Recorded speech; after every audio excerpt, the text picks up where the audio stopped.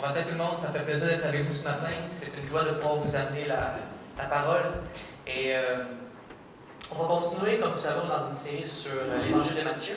Et Hugo, hier, a fini ce qu'on appelle le Sermon sur la montagne, donc les 3 chapitres qui formaient le Sermon sur la montagne. Et aujourd'hui, on va entrer dans une section plus narrative de la Bible. Et s'il y avait un titre à avoir la prédication, en fait, il y en a un. Parce que Jésus, le roi, digne de confiance. Donc, avant de commencer la prédication, j'aimerais vous raconter une histoire. Il était une fois dans un royaume médiéval 2 serviteurs qui travaillaient dans un palais. Et le roi lui a donné une mission à ces 2 serviteurs-là. Il leur dit: vous devez aller porter un message en urgence au village suivant. Le roi leur donne un itinéraire très précis. Il faut qu'ils restent sur la route. Très important. C'est la seule manière de se rendre au village. Le premier serviteur en chemin voit une forêt. Il se dit: ah, je pense que c'est un raccourci, je vais passer par là. Au début, tout semble bien aller, mais finalement, il arrive des embûches, puis la forêt n'était pas un bon endroit pour passer, pour aller au village. Il a quitté la route, pas fait confiance au roi, et le message n'a pas été délivré. Le deuxième serviteur, lui, comprend ce que le roi dit, lui fait confiance et lui obéit. Il n'est pas trop sûr pourquoi le roi fait passer par ce détour-là, mais il reste sur la route. Et finalement, il atteint le village et remet le message. La mission est accomplie. Il y en a un qui n'a pas fait confiance au roi. Et il y a eu des conséquences. Il a échoué dans sa mission. Et l'autre a suivi les instructions, a fait confiance au roi, est resté sur la route. Et le message a été livré. En 2026, ce langage-là de royauté est un peu loin de nous. Hein? On aime bien voir Jésus comme un ami, mais comme roi, c'est plus difficile. Mais suivre Jésus, c'est plus que juste le reconnaître comme un ami, même si c'est vrai. Suivre Jésus, c'est le reconnaître comme roi. Parce que Christ est roi. La Bible nous le dit. Et c'est ce qu'on va voir ce matin. On va voir que pour être comme le deuxième serviteur, il faut faire confiance au roi, ne pas quitter la route. C'est de reconnaître son autorité et lui faire confiance. C'est la seule bonne façon de suivre Jésus. Et dans le texte de ce matin, j'aimerais vous montrer que Jésus est roi. Il est le roi digne de notre confiance, en qui croire. Il est le roi qui est venu commencer une œuvre de restauration en nous, mais aussi dans le monde. Et à cause qu'il est roi, suivons-le. On va se courber ensemble, demander l'assistance du Seigneur de l'Esprit. Ah Seigneur, ta parole est véritable, elle est vraie, elle est utile, suffisante. Je te demande que tu sois avec nous, que tu puisses nous révéler ce que tu veux nous révéler. Et qu'on puisse, nous aussi, comme ce deuxième serviteur dans l'histoire, te faire confiance. Te remettre notre confiance, notre foi, qu'on puisse marcher de manière digne de qui tu es, en accord avec ta royauté. Je prie pour mes frères et sœurs et pour moi-même, Seigneur, qu'on puisse prendre ce temps-là pour t'écouter et être transformé. Pas parce que le message ou le messager va être intéressant, mais parce que tu es roi, que tu es digne, que tu mérites toute notre adoration. C'est dans ton nom, Seigneur Jésus, qu'on prie. Amen. Donc, le premier point qu'on va voir ensemble dans les 13 premiers versets, Jésus est le roi en qui croire. Donc, comme on a dit, Jésus vient de terminer le sermon sur la montagne. Et les gens ont été frappés par son autorité. Et maintenant, on va voir que son autorité n'était pas juste dans ses paroles, mais aussi dans ses actions. On va lire ensemble les versets 1 à 4. Si vous avez vos Bibles, vous pouvez suivre, ou sinon les versets vont être affichés dans le PowerPoint. Lorsque Jésus fut descendu de la montagne, de grandes foules le suivirent. Un lépreux survint qui se prosterna devant lui en disant: « Seigneur, si tu le veux, tu peux me rendre pur. » Jésus étendit la main, le toucha et dit: « Je le veux, sois purifié. » Aussitôt, il fut purifié de sa lèpre. Puis Jésus dit: « Garde-toi d'en parler à personne, mais va te montrer au sacrificateur et présente l'offrande que Moïse a prescrite, afin que cela leur serve de témoignage. » Quand tu avais la lèpre à cette époque-là, c'était une des pires choses qui pouvaient t'arriver. Tu étais exclu, tu étais mis à part, tu n'avais pas le droit de participer ni au rassemblement dans les synagogues, ni au temple. Tu devais quitter ta famille, tu étais vraiment mis à part. Quand tu étais malade, quand tu avais la lèpre, cette maladie-là, tu n'étais pas juste malade, tu étais souillé, impur. Tu ne devais pas juste être guéri, mais purifié. Pour retrouver sa famille, le lépreux devait passer d'impur à pur. Pour retrouver sa famille, ses occupations, il y avait juste une seule chose à faire, c'est qu'un sacrificateur fasse le sacrifice d'un oiseau et qu'il asperge le sang sur le lépreux pour qu'il soit purifié. C'est seulement comme ça qu'on pouvait devenir pur. Au verset 2, le lépreux s'approche de Jésus en se prosternant devant lui. Et ce n'était pas la coutume de se prosterner devant quelqu'un, un rabbin ou un enseignant. Non, on se prosternait seulement devant 3 types de personnes. Les gens qui ont l'autorité, les rois et les personnages importants. Et ici, je trouve ça pertinent de le clarifier, mais Jésus et les 3 ensemble. Le lépreux reconnaît l'autorité de Jésus par sa posture, il se prosterne devant lui. Mais il reconnaît aussi son autorité par les mots qu'il utilise. Il va dire « Seigneur », il va l'appeler Seigneur. « Seigneur, si tu le veux, tu peux me rendre pur. » Il n'y a pas de doute dans son affirmation, mais une confiance totale que Jésus peut le purifier. On ne sait pas grand-chose de cet homme-là. On ne sait pas depuis combien de temps il avait la lèpre, mais on peut se douter que c'est probablement l'une des pires choses qu'il a jamais vécues. Il est isolé, il est mis à part. Et qu'est-ce que fait Jésus? Il touche et lui dit « Sois purifié ». Personne ne voulait s'approcher d'un lépreux à l'époque, personne. Et même c'est le contraire, les rabbins vont lancer des pierres sur les lépreux pour être sûr de garder une bonne distance d'eux autres. Mais pas Jésus, non. Lui, il s'approche, il touche. Et comme ça, l'homme passe d'impur à pur, de rejeter à accepter. Et cette séparation-là que le lépreux a subie à cause de l'impureté, c'est quelque chose que nous aussi on vit avec le péché. Le péché nous souille, nous empêche de voir Dieu, d'être dans sa présence. On était aussi disqualifiés et séparés de la sainte présence de Dieu. Éphésiens 3, 12. Non, excusez-moi, mais c'est ça. On était disqualifiés de la présence de Dieu. Et Jésus a aussi étendu sa main sur nous et nous a touchés. Il nous a rendus libres, il nous a rendus purs de s'approcher de lui. Éphésiens 3, 12 va nous dire, en parlant de Jésus, « En lui, nous avons par la foi, en lui, la liberté de nous approcher de Dieu avec confiance. » Au verset 4, Jésus envoie le lépreux voir le sacrificateur. Et le texte va nous dire pourquoi. C'est pour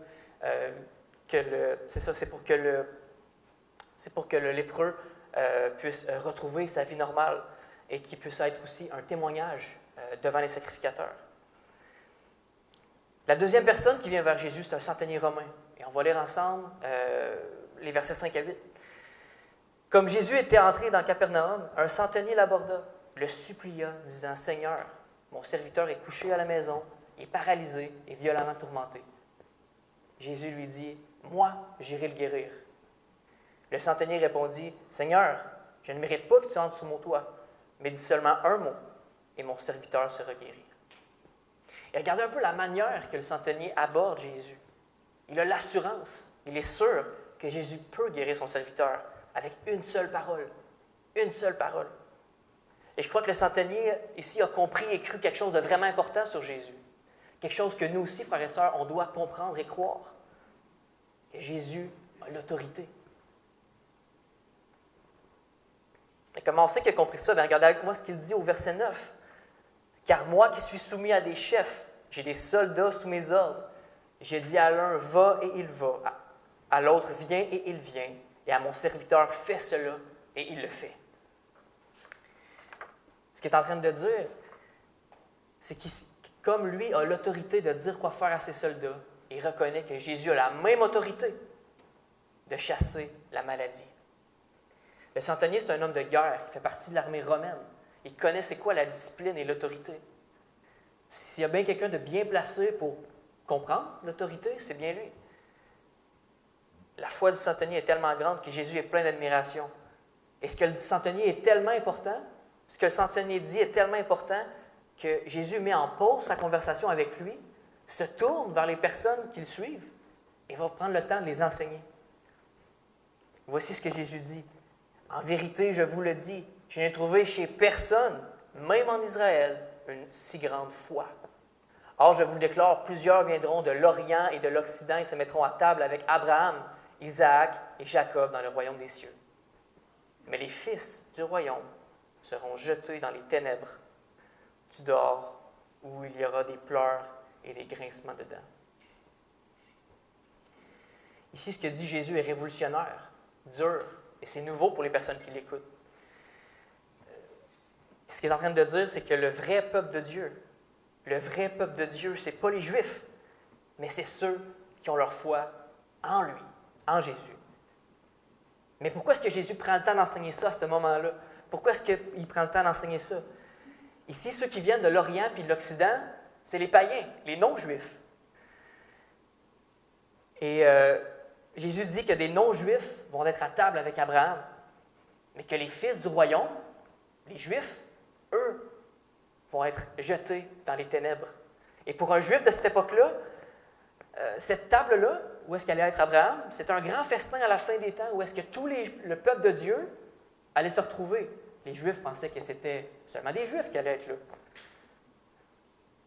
Mais Jésus dit que le peuple de Dieu n'est pas composé seulement de Juifs, mais aussi de non-Juifs.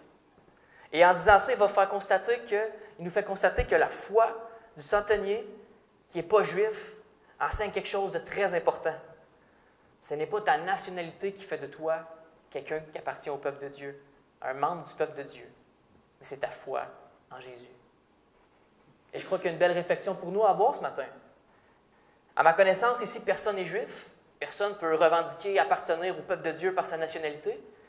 Mais je pense qu'il peut y avoir un danger pour nous de baser notre foi sur autre chose que Christ. Comme les Juifs pensaient automatiquement appartenir au peuple de Dieu, quelqu'un pourrait aujourd'hui dire qu'il est chrétien parce qu'il vient à l'Église le dimanche matin depuis longtemps, parce qu'il adhère aux valeurs bibliques, parce que ses parents sont chrétiens, ou parce qu'il a été baptisé. Les amis, toutes ces choses-là ne sont pas mauvaises en soi, mais rien de ces choses-là peuvent être une base de salut. Imaginez un peu un étudiant, il est à son examen de fin d'année, son dernier examen. Il fait son examen, il remplit toutes les réponses, c'est dur, mais il répond à toutes les réponses. Puis à la fin, il ne va pas remettre sa copie au professeur. Ça va être quoi sa note? Ça va être 0. La chose la plus importante qu'il avait à faire pour passer son année, c'était de remettre sa copie à son prof. Mais il ne l'a pas fait. Et c'est pareil dans la vie, tu peux avoir toutes les bonnes réponses, tu peux faire toutes les bonnes choses. Aller à l'église, répandre l'amour autour de toi. Mais si tu ne remets pas ta confiance en Christ, si tu ne places pas ta foi en lui, si tu ne reconnais pas son autorité, toutes tes œuvres vont avoir été faites en vain. Tu vas avoir 0.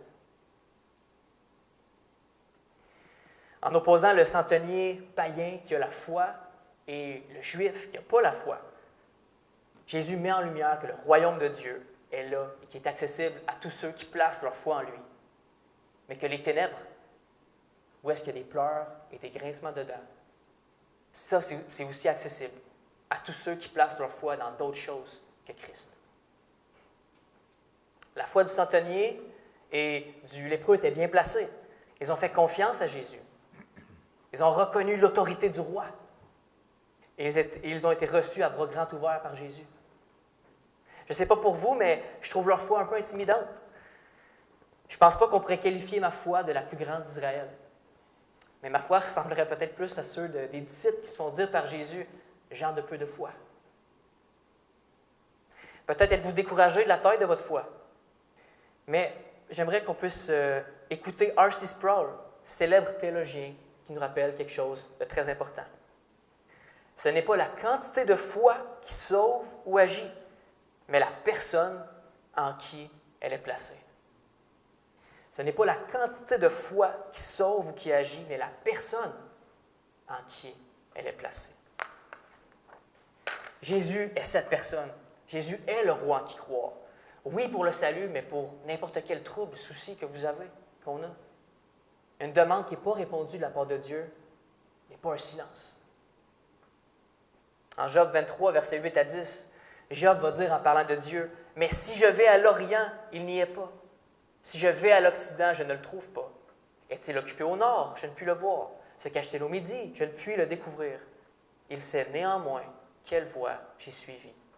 Et s'il m'éprouvait, je sortirais pur comme l'or. » Job ne voyait pas Dieu.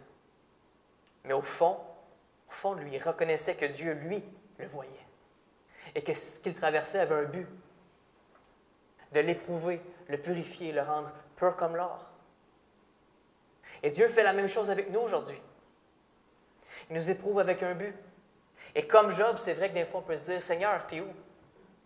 Je ne te vois pas. »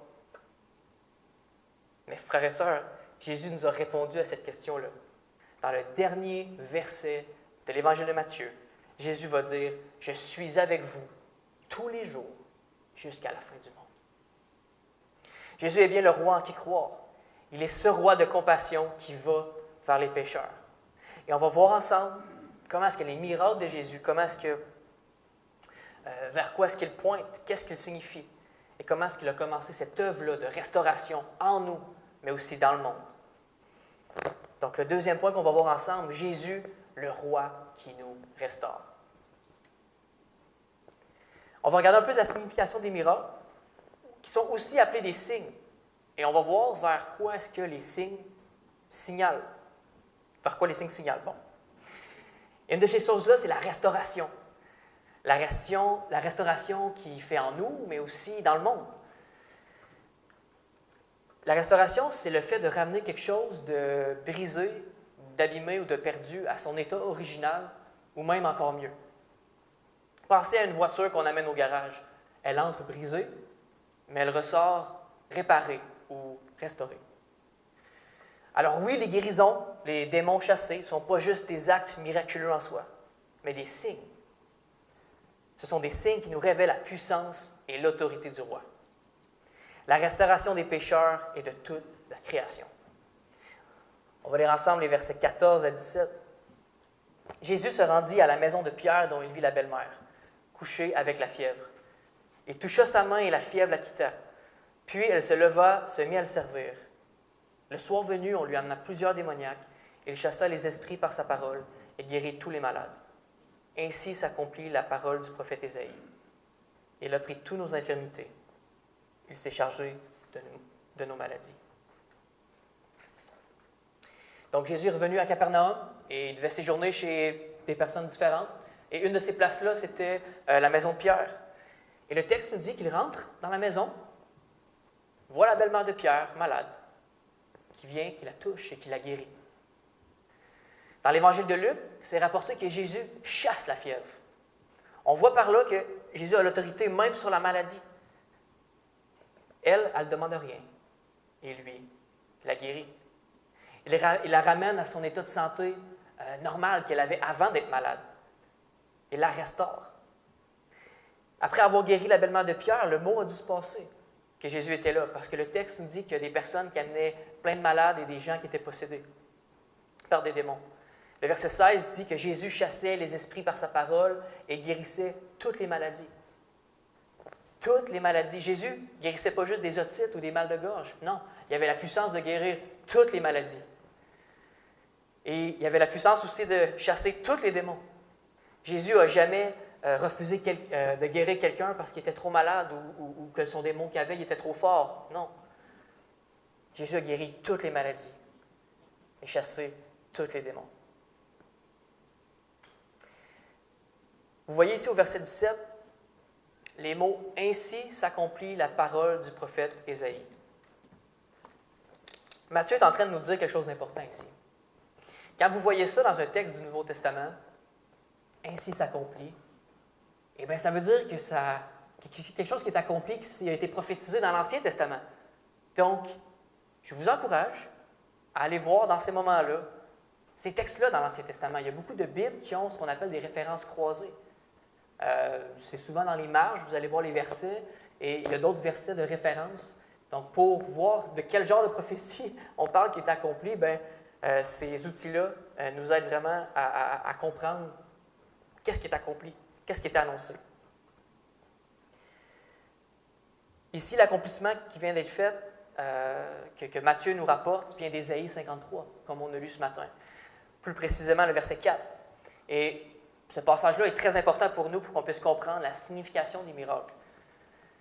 Ésaïe 53, qu'on a lu ensemble ce matin, est habituellement lu et utilisé pour parler de la croix, de la rédemption des péchés par la croix.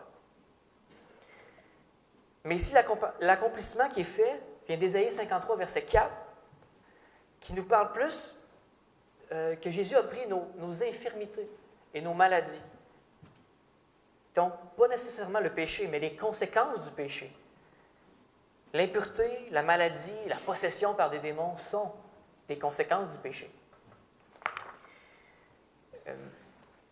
G.K. Beale, un autre théologien, a une citation qui est dans le PowerPoint, nous dit que les guérisons de Christ étaient des signes du début du renversement des effets physiques de la chute, ainsi qu'un avant-goût de la restauration complète à venir dans sa résurrection et dans la résurrection corporelle des croyants, lorsque tous les effets de la malédiction seront définitivement abolis.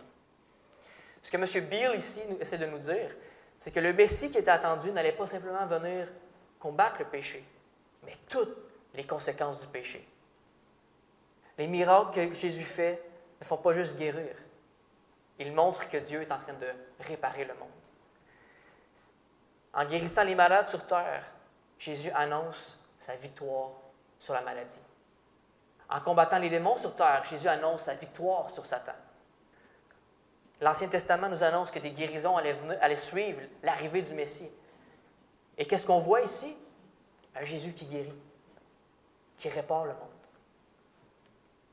Ésaïe 35, versets 4 à 6. « Il viendra lui-même et vous sauvera. » Il parle de Jésus ici. « Alors s'ouvriront les yeux des aveugles, s'ouvriront les oreilles des sourds. Alors le boiteux sautera comme un cerf, et la langue du muet éclatera de joie. Car des eaux jailliront dans le désert, et des ruisseaux dans la solitude. »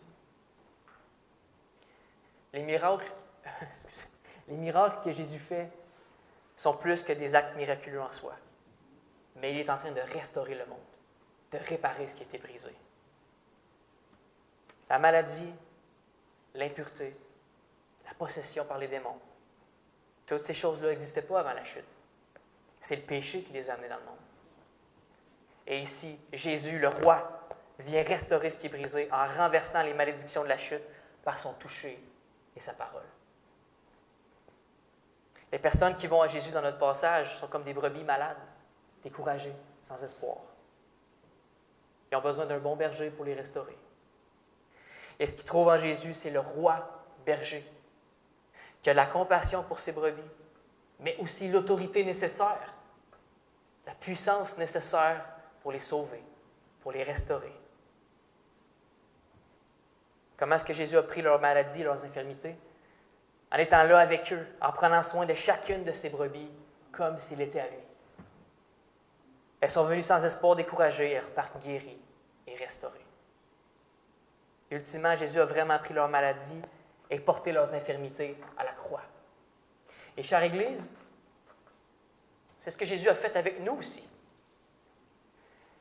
Ésaïe 53, verset 5 nous dit « Il a été blessé pour nos péchés, brisé pour nos iniquités. Le châtiment qui nous donne la paix est tombé sur lui.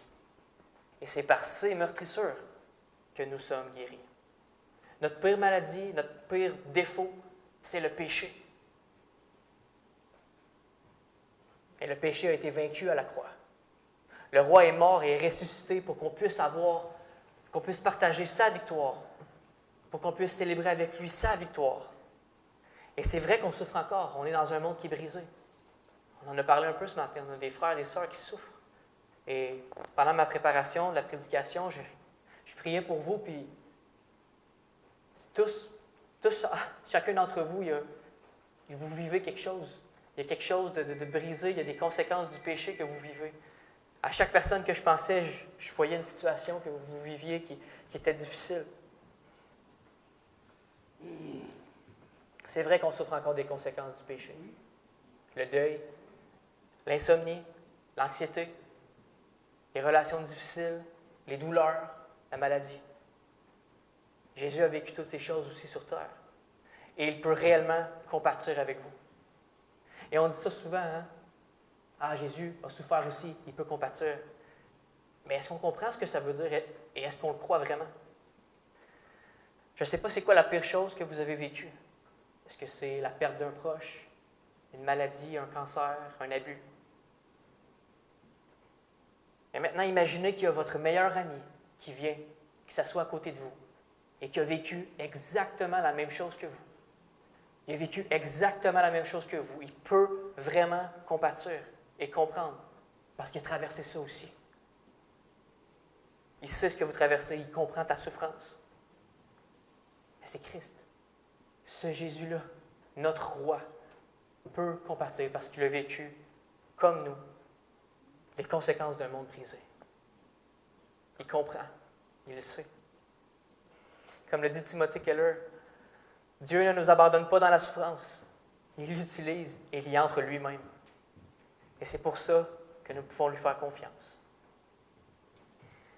Frères et sœurs, on était comme une vieille maison délabrée qui avait besoin d'amour. Nos fenêtres étaient brisées, notre toit coulait. Mais Christ nous a rachetés. Il a commencé son travail de restauration en nous. Il a nettoyé nos murs avec son sang. Ses enseignements ont solidifié nos fondations.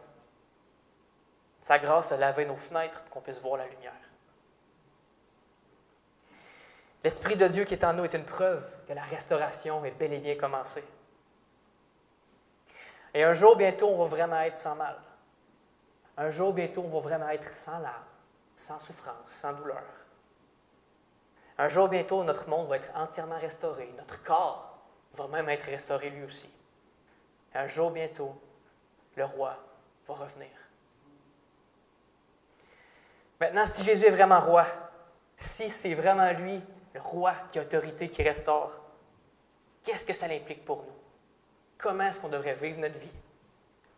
Comment est-ce qu'on le suit? Et c'est ce qu'on va parler dans notre dernier point. Jésus est le roi. Suivons-le. Dans cette dernière partie du passage, il y a deux autres personnes qui viennent vers Jésus.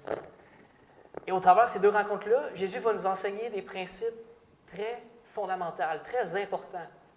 Il va nous expliquer comment le suivre. Et ces deux principes-là, le premier, suivre Jésus, c'est marcher dans ses pas. Marcher comme lui a marché. Et deuxièmement, suivre Jésus, c'est lui donner la priorité sur tout le reste. On va lire les derniers versets du passage. Jésus, voyant la foule autour de lui, donna l'ordre de passer sur l'autre rive.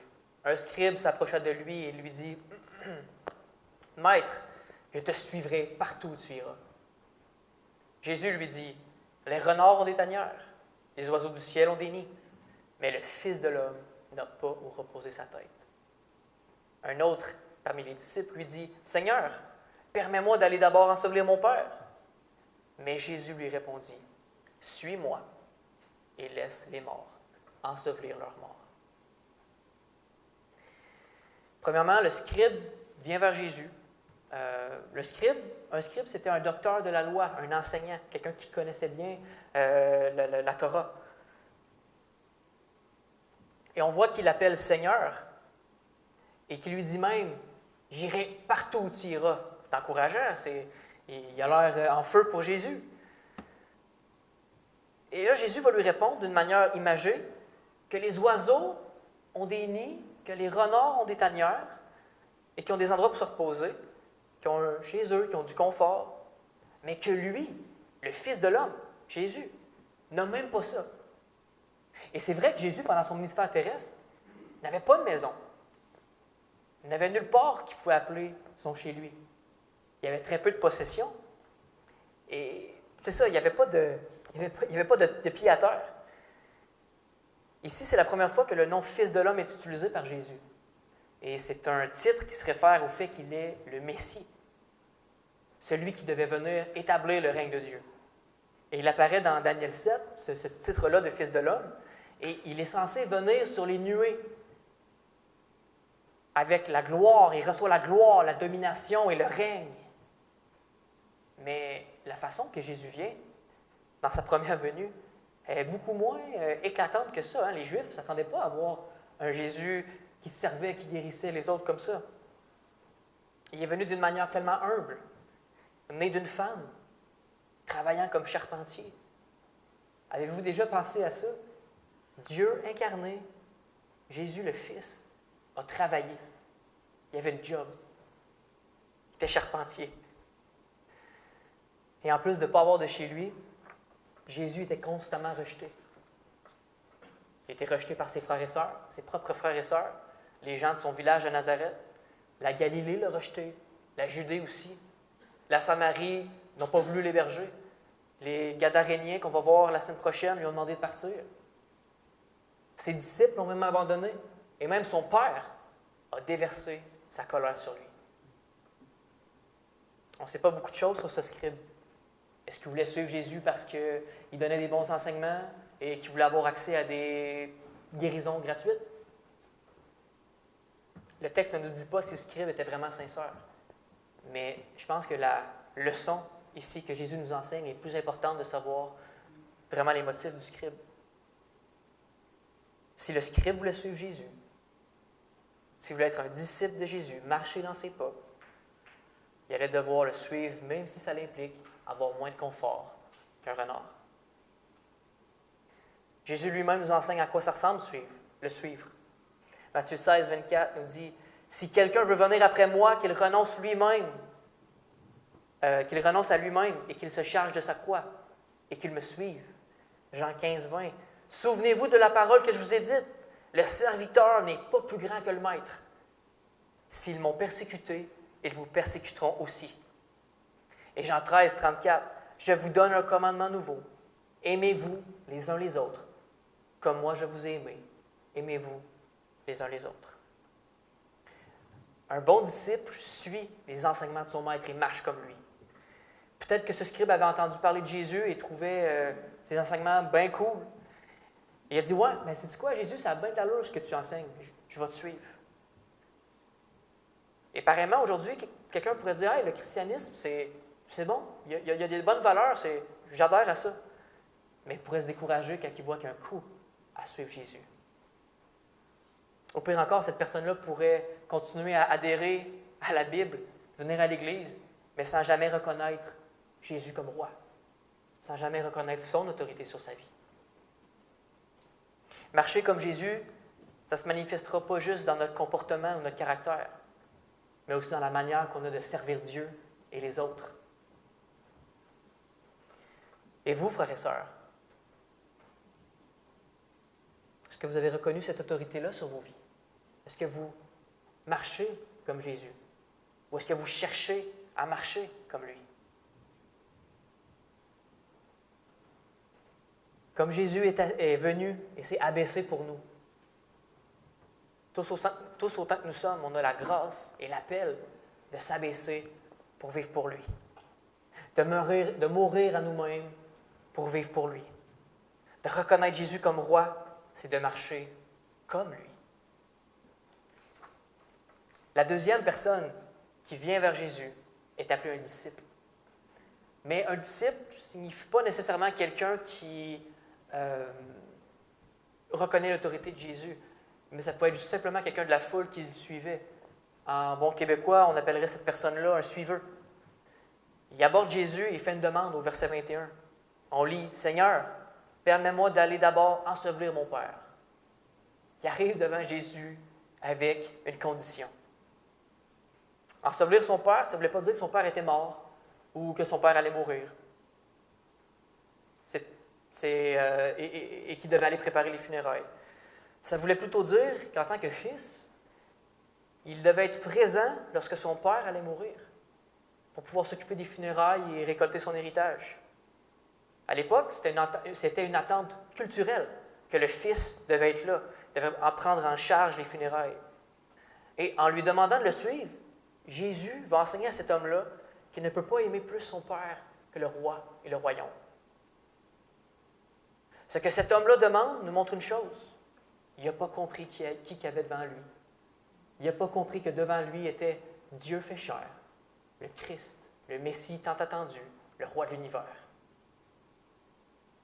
Il n'a pas compris que l'importance des choses d'en haut. Il n'a pas compris l'importance des choses d'en haut qu'il y avait sur l'importance des choses d'en bas. Et c'est ce que Jésus va essayer de lui faire comprendre en lui disant « Laisse les morts ensevelir les morts ». On pourrait traduire ce que Jésus dit par là, par la phrase suivante. « Laisse les choses du monde s'occuper des choses du monde ». Ici, Jésus n'enseigne pas qu'il faut déshonorer ses parents et qu'il ne peut pas aller aux funérailles, mais plutôt que notre allégeance doit être premièrement envers lui et envers son royaume. Un bon parallèle à ce passage-là, ce serait Matthieu 10, 37. Jésus dit que celui qui aime sa mère ou son père plus que moi n'est pas digne de me suivre. On comprend ici que Jésus ne dit pas à ce disciple de déshonorer son père, mais de le suivre, lui, en premier. La réponse de Jésus elle reste quand même assez directe. Hein? « Suis-moi ». Il ne répond pas vraiment à sa question, il lui dit « Suis-moi ».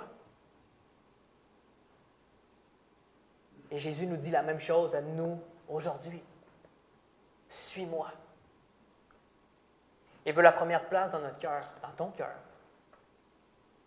Que ton allégeance soit premièrement envers lui et le royaume. Il t'a racheté. Il est ton roi. Il est le bon berger qui est mort pour ses brebis. Il sait que la meilleure chose pour toi, c'est de le suivre lui en premier. Et il t'invite à le faire. Suivre Jésus, le mettre en priorité, ça peut se voir dans nos choix qu'on fait. Faisons attention, frères et sœurs, à ne pas prendre des engagements qui pourraient nuire à notre service ou à notre relation avec Dieu. Je vous donne quelques exemples. Choisir un travail qui permet de pas venir à l'Église, qui ne permet pas de venir à l'Église ou à participer à la vie de l'Église. Inscrire les enfants à plein d'activités, puis que le soir, il n'y a plus d'énergie ou de temps pour le culte familial. Partir tout l'été ou tout l'hiver en voyage loin de l'Église. Embarquer dans des projets tellement gros que votre culte personnel y passe. Faire des investissements qui obligent à réduire ou même stopper votre investissement monétaire dans le royaume de Dieu. Frères et sœurs, est-ce que quelque chose prend la place de Dieu et de son royaume en ce moment dans vos vies? Dans votre agenda? Dans vos finances? Dans votre cœur? Êtes-vous parfois comme ce disciple qui vient de voir, êtes-vous parfois comme ce disciple qu'on vient de voir qui met sa condition pour suivre Jésus?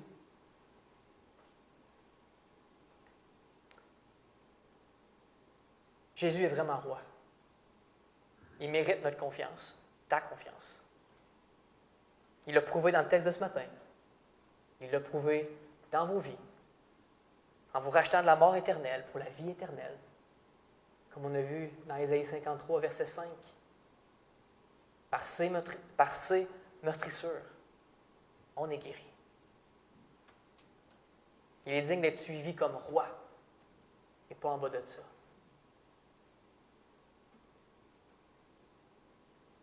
Oui, Jésus est notre ami, mais notre ami est roi.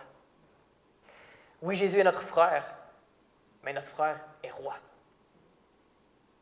Oui, Jésus est notre sauveur, mais notre sauveur est roi. Et j'aimerais vous poser une question pour terminer. Si vous pouviez confier votre vie entière à quelqu'un, à une seule personne, ce serait qui? Quelqu'un de riche qui pourrait pourvoir vos besoins? Quelqu'un d'éduqué qui aurait les bonnes réponses? Quelqu'un de sage qui vous montrait comment vivre? Vous-même? Et j'espère que vous arrivez à la même conclusion que moi. Qu'il n'y a aucun autre que la compassion, la puissance, l'autorité, le souci de notre âme, autant que notre roi, Jésus. Et c'est pour ça que je vous encourage, frères et sœurs, à marcher en le reconnaissant comme roi, en reconnaissant son autorité sur vos vies, en lui faisant confiance, en comprenant ce travail de restauration-là qui a commencé déjà et qui va finir un jour. Oui, un jour, ça va être terminé. Plus de souffrance, plus de maladie. Dans la présence du roi, un royaume restauré. Plus de souffrance, plus de cancer, plus de deuil, plus d'anxiété. Je vous encourage, frères et sœurs, à reconnaître Jésus comme roi et à marcher en ayant cette allégeance première-là en lui. Parce qu'il est digne, parce qu'il le mérite, et parce qu'il est votre plus grand bien, et qu'il a votre plus grand bien à cœur, et qu'il est roi. Prions ensemble. Ah Seigneur, tu es vraiment ce roi-là, le roi qui a toute autorité, le roi qui est venu instaurer le royaume de Dieu sur terre pendant ta présence sur terre, le roi qui va faire tout venir sous ses pieds un jour, le roi qui a fait beaucoup de promesses, mais qui va tenir chacune d'elles. Je prie Seigneur pour l'Église, pour moi-même, que peu importe que ce soit nos luttes, nos soucis, ou qu'on puisse vouloir mettre tout deuxième, se mettre nous-mêmes deuxième pour te mettre toi premier sur nos vies. Reconnaître ton autorité, marcher comme toi tu as marché, te faire confiance. C'est difficile, Seigneur, le monde dans lequel on vit nous attire à droite, à gauche. Mais il n'y a rien qui peut se comparer à toi dans le monde. On pourrait chercher longtemps, on ne trouverait pas. Donc, Seigneur, je prie qu'en tant qu'Église, collectivement, on puisse te reconnaître comme roi et suivre ce que tu veux pour nous. Accomplir cette mission-là d'Église, de faire des disciples. Et la reconnaître individuellement pour nous aussi. De reconnaître ton allégeance sur nos vies. On prie, Seigneur, avec foi que tu peux et que tu vas honorer cette prière-là parce que tu veux qu'on te suive comme roi, parce que tu le mérites, parce que tu es digne. Seigneur, c'est dans ton nom qu'on a prié ensemble en Église. Amen. Bon dimanche, frères et sœurs.